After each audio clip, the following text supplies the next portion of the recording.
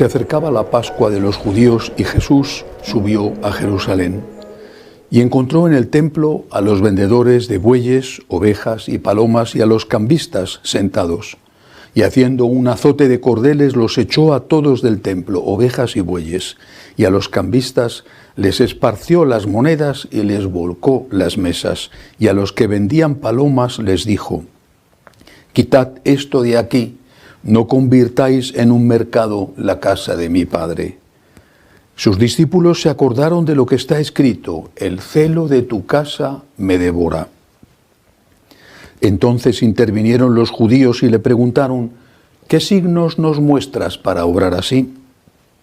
Jesús contestó: destruid este templo y en 3 días lo levantaré.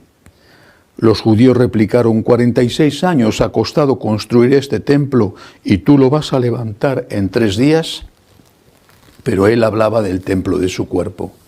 Y cuando resucitó de entre los muertos, los discípulos se acordaron de que lo había dicho y creyeron a la Escritura y a la palabra que había dicho Jesús. Palabra del Señor. Gloria a ti, Señor Jesús. Hoy celebramos esta fiesta de la dedicación de la Basílica de Letrán, de San Juan de Letrán, que es la Catedral de Roma.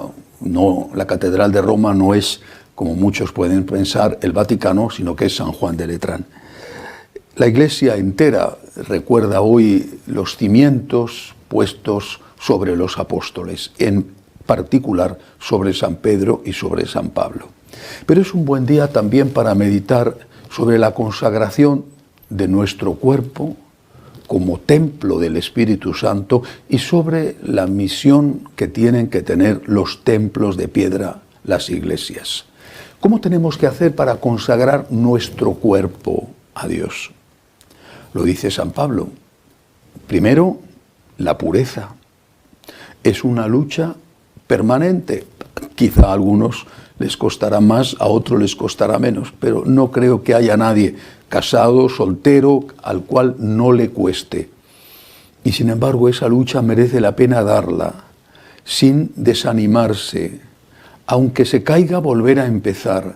La lucha por la pureza, la lucha por vivir bien, la castidad según el estado de cada uno. No es lo mismo, por supuesto, el del consagrado que aquel que está casado. Pero todos tenemos una vocación a la castidad según aquellas circunstancias, aquel estado en el cual el Señor nos ha querido poner.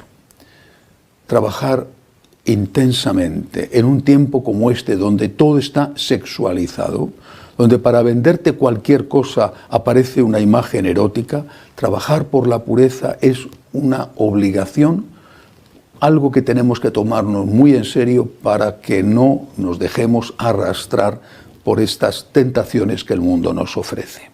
La otra forma de cuidar nuestra alma, nuestro cuerpo, es hacer un esfuerzo por evitar la soberbia, porque la soberbia es lo que nos aleja de Dios.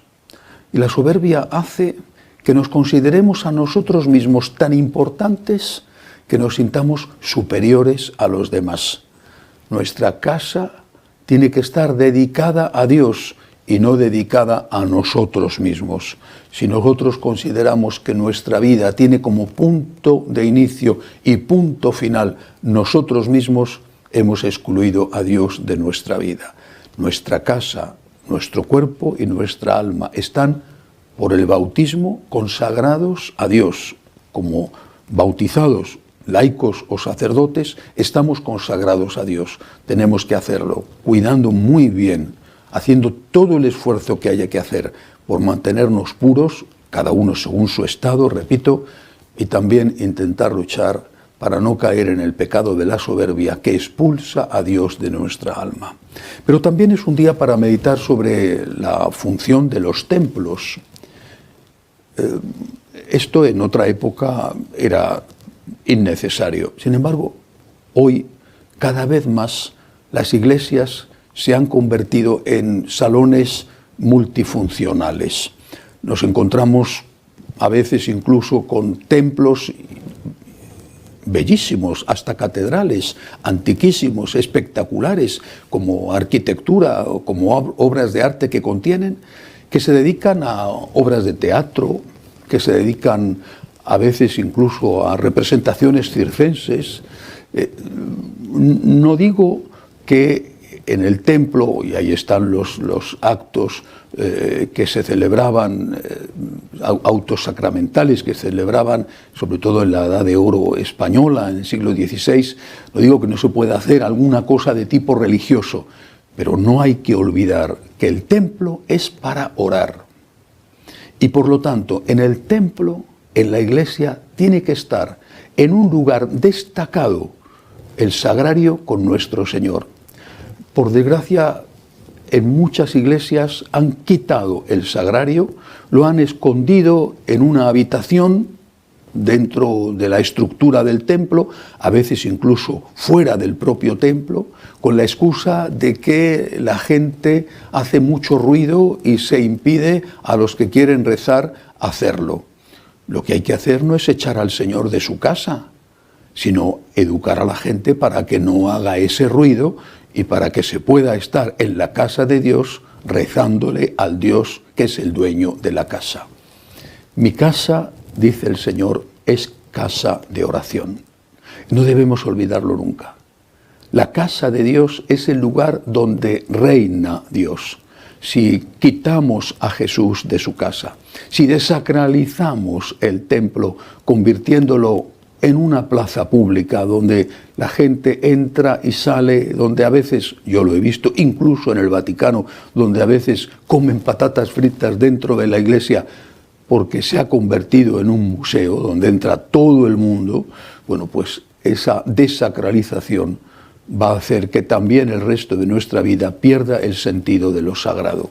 Así que hoy que celebramos la consagración de una iglesia, la dedicación de una iglesia, pensemos en estas tres cosas.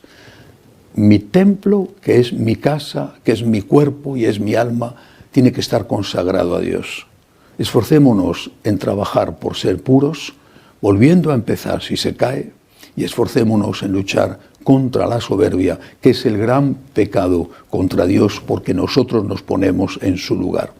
Y a la vez, la casa de Dios, la iglesia, que esté dedicada al Señor, que sea casa de oración.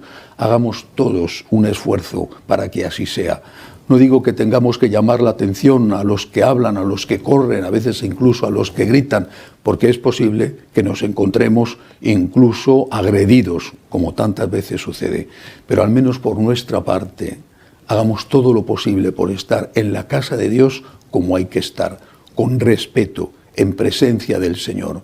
¿A alguien se le ocurre ir a un teatro o a un concierto o a una ópera y ponerse a hablar, ponerse a contar chistes, levantarse, hacer gritos, correr, los niños corriendo por el escenario o por los pasillos? A nadie se le ocurre. Es muchísimo más importante lo que se celebra en una iglesia que lo que se celebra en un teatro, por destacada que sea la ópera o la función que se represente. Démosle a Dios el lugar que tiene derecho a encontrar en nuestro cuerpo y también en nuestra iglesia. Que así sea.